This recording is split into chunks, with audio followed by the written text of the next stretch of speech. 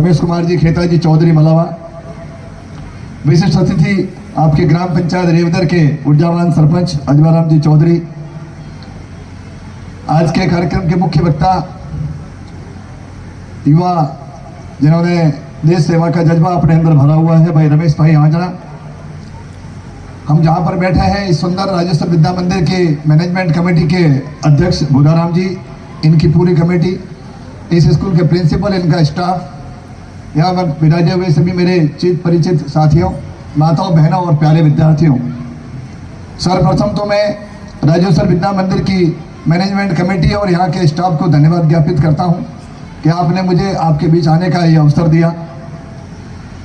वार्षिक उत्सव समारोह के इस अवसर पर जब यहाँ पहुँचा तो मैंने देखा कुछ नन्हे मुन्ने बालक बालिका एक सुंदर कार्यक्रम प्रस्तुत कर रहे थे।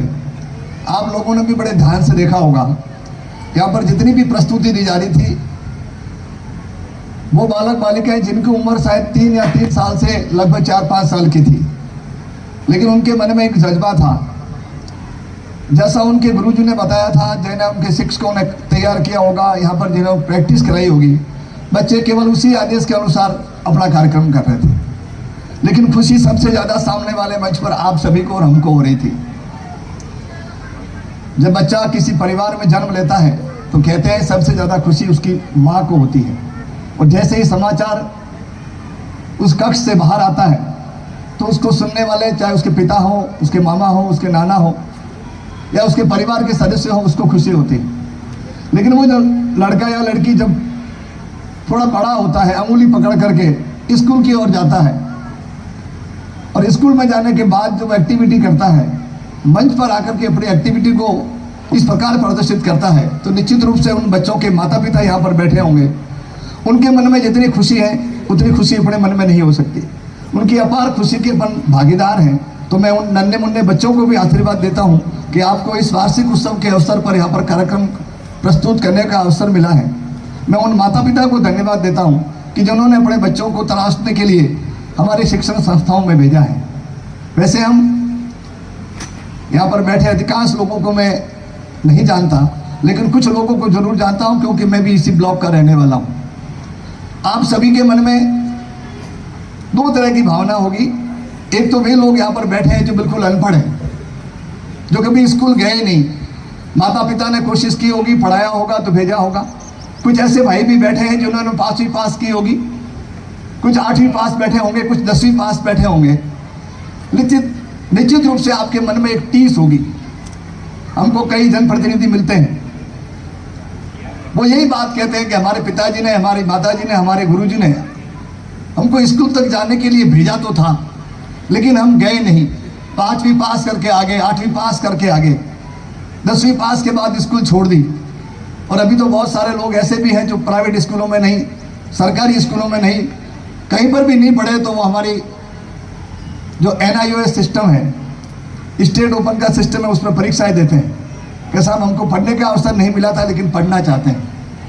मैं बात ये कहना चाहता हूँ कि जो मन आपके मन में टीस थी कि मैं नहीं पढ़ पाया, या मैंने 5वीं पास ही की, मैंने 8वीं पास ही की, उसकी कमी को पूरा करने का अवसर है कि अब आपके सामने हमारे रेवदर ब्लॉक में बहुत सारी शिक्षण संस्थाएं हैं, बहुत सारी स्कूल हैं। सरकार ने हर 1 किलोमीटर पर अपनी स्कूल खोल रखा है। हम रेवदर की बात करें तो हमारे रेवदर में 39 ग्राम पंचायतें हैं, 39 ग्राम पंचायत हैं। अभी हानी अमरापुरा नई पंचायत बनी है। हर 1 किलोमीटर पर रेवदर के अंदर एक प्राइमरी स्कूल है, हर 3 किलोमीटर पर एक मिडिल स्कूल है, हर पंचायत मुख्यालय पर सीनियर सेकेंडरी स्कूल है। और रेवदर की बात करें, हम जहाँ इस 10 कस्बे में बैठे हैं, यहाँ पर तो 10 स्कूल हैं। बच्चों को पढ़ाने के लिए लड़कों के लिए अलग स्कूल है, लड़कियों के लिए अलग स्कूल है। यहाँ तक ही नहीं, स्कूलों के बाद यहाँ पर एक सुंदर कॉलेज की व्यवस्था भी है। रेवदर ब्लॉक में 316 गैर सरकारी सरकारी स्कूल हैं जिनको हम लोग डायरेक्ट इनडायरेक्ट रूप से देखते हैं, और लगभग 50,000 विद्यार्थी हमारे रेवदर ब्लॉक में पढ़ते हैं। इसका मतलब हमारे रेवदर के माता पिताओं के मन में, हमारे रेवदर के लोगों के मन में पढ़ने और पढ़ाने को लेकर चिंता तो है, जागरूक तो है। सरकार ने खूब प्रयास कर रही है, सरकार ने हर स्कूलों को खोल दी, सब जगह व्यवस्थाएं कर दी, चाहे वो सरकारी स्कूल है या गैर सरकारी स्कूल है। हम सभी का एक ही लक्ष्य होता है कि हमारे यहाँ का हर बच्चा पढ़े, पढ़ करके अपने परिवार का नाम रोशन करें, अपने गांव का नाम रोशन करें, साथ में हमारे ब्लॉक का नाम रोशन करे, जिले का नाम रोशन करे, देश का नाम रोशन करे। लेकिन आज भी ऐसे माँ बाप हैं जो इतनी सुविधा होने के बाद में भी अपने बच्चों को नहीं पढ़ाते हैं। तो अब दोष सरकार का नहीं है, दोष सब सिस्टम का नहीं है। जब आपके 1 किलोमीटर पर प्राइमरी है, 3 किलोमीटर पर मिडिल स्कूल है, हर पंचायत मुख्यालय पर 1ली से 12वीं तक की स्कूल है, यहाँ पर कॉलेज है, और आज भी कोई लड़का लड़की अनपढ़ रह जाता है, तो हम सरकार को दोष दें, सिस्टम को दोष दें या शिक्षा विभाग को दोष दें, तो शायद में ये मुमकिन नहीं है। आप लोगों के प्रयास में कुछ कमी है। तो मेरा अनुरोध रहेगा कि अब तो सुंदर व्यवस्थाएं हैं, आप लोग अपने बेटे बेटियों को जरूर पढ़ाएं। बहुत अच्छा लगा, यहाँ पर बेटी बचाओ बेटी पढ़ाओ का नाटक चल रहा था। एक बालिका बहुत सुंदर प्रस्तुति दे रही थी, जैसा अभी महाराज शरीफ हज़ार के उन्होंने भी कहा था, हमारे इस समाज में, इस क्षेत्र में, इस परिवेश में, आसपास के गाँवों में आज भी इस प्रकार की मनगढ़ंत कुछ बातें आती हैं कि हम बच्चियों को नहीं पढ़ाना चाहिए। हमारे रेवदर ब्लॉक में भी अभी एक ड्रॉबैक है, एक हमारी कमजोरी है। विशेष तौर पर मेरी माताओं से अनुरोध है, हमारे यहाँ पर लड़की बहुत कम समय में बड़ी हो जाती है। हमारी जो प्राइमरी स्कूलें हैं उनकी बच्चियों को हम कहते हैं कि आपके पास की मिडिल स्कूल में भेज दो, माँ बाप कहते हैं नहीं नहीं ये तो बड़ी हो गई, 8वीं तक नहीं पढ़ेगी, वो 6ठी क्लास में नहीं जाएगी। हमारा कोई 8वीं स्कूल है, हम कहते हैं उसको 9वीं 10वीं की स्कूल में भेज दो, नहीं जाएगी। यानी 8वीं के बाद हम लोग अपने बच्चों को घर पर रख लेते हैं। कुछ माँ बाप आज भी 5वीं के बाद अपनी बच्चियों को घर पर रख लेते हैं। और हिम्मत करके यदि आपने 9th 10th में एडमिशन कर दिया, अपनी बच्ची को 10वीं पढ़ा दिया, बोर्ड एग्जाम हो गया, तब तो बस खूब हो गया। और 10वीं के बाद बहुत बिरले लोग हैं, आप यहाँ पर बैठे हैं, मैं कटु सत्य कह रहा हूँ, हमारे पास तो आंकड़े हैं, रेवदर ब्लॉक के सभी स्कूलों को हम लोग देखते हैं। 10वीं के बाद 11वीं 12वीं में तो पढ़ाने के लिए बहुत कम लोग हिम्मत कर पाते हैं, बच्चियों को पढ़ाने के लिए आगे आते हैं। और 12वीं पास कर दी तब तो लड़की बहुत बड़ी हो गई, वो कॉलेज नहीं जाएगी। ये सोच, इसको छोड़ने का, इस प्रकार के मिथक को मिटाने का अब हम सबका दायित्व है जो यहाँ पर बैठे हैं। मैं आप सबसे अनुरोध करता हूँ, बालिकाओं को पढ़ाने के लिए हमारे ब्लॉक में नहीं, जिले में नहीं, पूरे राजस्थान में सुंदर व्यवस्थाएं हैं। और तो हमारी गवर्नमेंट की गर्ल्स सीनियर सेकेंडरी स्कूलें भी हैं, बहुत सारी ऐसी प्राइवेट स्कूलें हैं जो बहुत सुंदर व्यवस्थाएं भी करती है बालिकाओं के लिए। हर स्कूलों में कोई कमी नहीं है। मैं पुनः कह रहा हूँ कि सरकारी और गैर सरकारी स्कूलों का सबका एक ही लक्ष्य होता है कि बच्चा विद्यालय से जुड़े, और जिस स्कूल में जितनी सुंदर व्यवस्था है वहाँ तक वो पढ़े। जब रेवदर में कॉलेज की व्यवस्था है तो क्यों नहीं रेवदर के कॉलेज में भी हमारे यहाँ की अधिकांश लड़कियों को पढ़ना चाहिए। लेकिन आज भी बहुत सारी लड़कियाँ घर पर हैं। मैं अनुरोध करना चाहूँगा, यदि आपको लगता है कि मेरे गांव की बच्ची, मेरे समाज की बच्ची, मेरे पड़ोस की बच्ची जिसके माता पिता नहीं है, यदि कोई ऐसी लड़की है जिसके माँ बाप नहीं है, ऐसी कोई लड़की है जिसकी माँ नहीं है या पिता नहीं है, ऐसी कोई लड़की है जिसको भी बता रहे थे ब्लाइंड लड़की के बारे में, यानी शरीर से किसी रूप से वो विकलांग है और वो आज तक स्कूल नहीं गई और उसकी उम्र यदि 11 साल से ऊपर है, वो 12 साल से ऊपर है और यदि वो पढ़ना चाहती है, बैठे हैं यहाँ पर मेरे साथी अधिकारी कर्मीराम जी साहब, यहाँ पर वो नोडल प्रिंसिपल है हमारे मंडार का। हमारा एक हॉस्टल है जिसमें आप भी देख सकते हैं 200 लड़कियां रहती हैं, 200 लड़कियां अध्ययन करती हैं। 6ठी से 8वीं तक 100 लड़कियां हैं, 9वीं 10वीं 11वीं 12वीं में 100 लड़कियां हैं। 200 लड़कियों को 24 घंटे उसी परिसर में हम रखते हैं। सब तरह की सुविधाएं हैं। हम कहते हैं ट्रेडिशनल ड्रेस में आ जाए, वो उसके घर पे जो कपड़े पहनती है उसमें आ जाए, और यदि पढ़ना चाहती है, उसने पढ़ते समय स्कूल छोड़ दिया, हम उसका 6ठी में एडमिशन करेंगे, एज अप्रोप्रिएट एडमिशन करेंगे, शिक्षा के अधिकार के अधिनियम के तहत उसका एडमिशन करेंगे और उस पर लगभग 20 से 25 हजार खर्चा होगा। घर में इतना ही होता है। उसको दिन में 4 बार हम खाने के लिए भोजन देते हैं। आप बोलेंगे साहब 4 बार क्यों? आप हमारा मेनू देख ले, राजेश जी ने देखा है उस स्कूल को, वहाँ पर देख ले, सुबह का ब्रेकफास्ट, दोपहर का भोजन, 4 बजे नाश्ता, शाम का भोजन, उसको जिस प्रकार की सुविधा चाहिए सब सुविधाएं दी जाती है और सरकार उसका 1 पैसा नहीं लेती। ये बहुत पुण्य का काम मैं आपसे निवेदन कर रहा हूँ। यदि हमारे ब्लॉक में ऐसी कोई लड़की है जिसके माता पिता नहीं है, सिंगल पेरेंट्स है और वो स्कूल नहीं गई, बहुत लंबे समय से अपने घर पर बैठी हुई और पढ़ना चाहती है, हम उसका आयु के अनुरूप एडमिशन करके उसको शिक्षा की सुंदर व्यवस्था कर देंगे।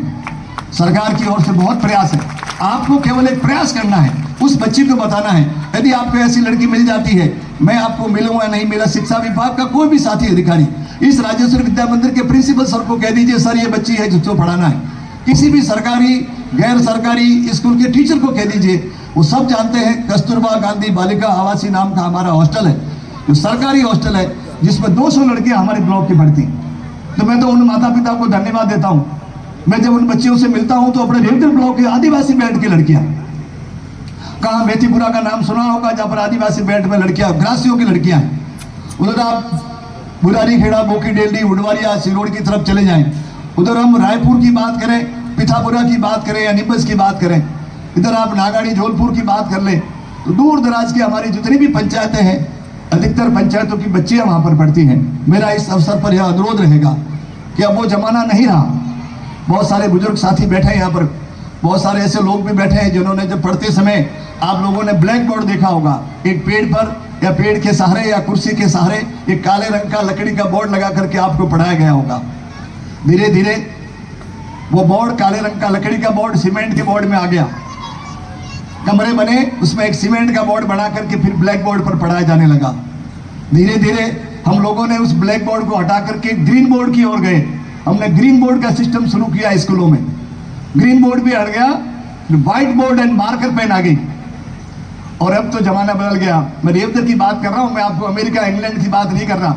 मेरे रेवदर ब्लॉक में ऐसी स्कूलें हैं जहां पर स्मार्ट क्लासरूम है, न तो आपको चौक चाहिए न बोर्ड चाहिए। हमारा टीचर जाता है, वो स्मार्ट क्लासरूम में जाकर के उस बोर्ड को उंगली से स्टार्ट करके और हाथ से उसको साफ कर देता है। उसका डिस्प्ले भी बहुत सुंदर है, तो स्मार्ट क्लासरूम है।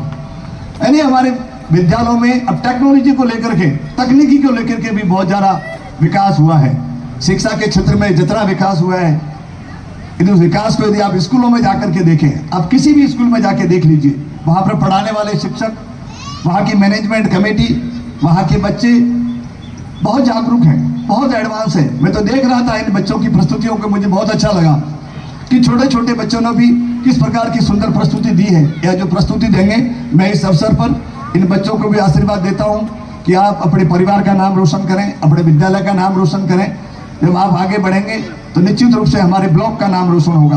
मैं यहाँ की मैनेजमेंट कमेटी को भी धन्यवाद देता हूँ, क्योंकि इस स्कूल का मुझे सरकारी काम के लिए भी 3-4 बार जरूरत पड़ी। हमको कई बार ऐसी जरूरत पड़ती है सरपंच साहब, जब हमको गवर्नमेंट की कुछ एक्टिविटी करानी होती है, तो हमने तुरंत यहाँ के प्रिंसिपल साहब से कहा कि मुझे कमरे चाहिए, मुझे हॉल चाहिए, मुझे 2 दिन के लिए चाहिए, मुझे 5 दिन के लिए चाहिए। कि सर मैं आधे घंटे में मेरी मैनेजमेंट कमेटी को पूछ करके जवाब देता हूँ। मैं यहाँ के प्रिंसिपल, इनके स्टाफ को धन्यवाद देता हूँ, उन्होंने आधे घंटे में मुझे कॉल बैक किया होगा, सर मेरा हॉल आपके लिए तैयार है।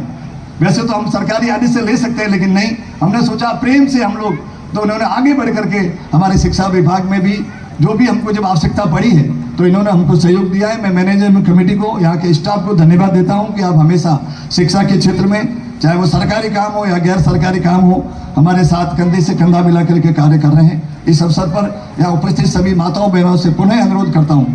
मैंने 2 बातें बताई हैं। सरकार की इतनी सुंदर व्यवस्था होने के बावजूद भी यदि आप लोग अपनी बच्ची को कॉलेज में नहीं पढ़ा पाते हैं तो शायद अपने दायित्व का निर्वहन नहीं कर रहे।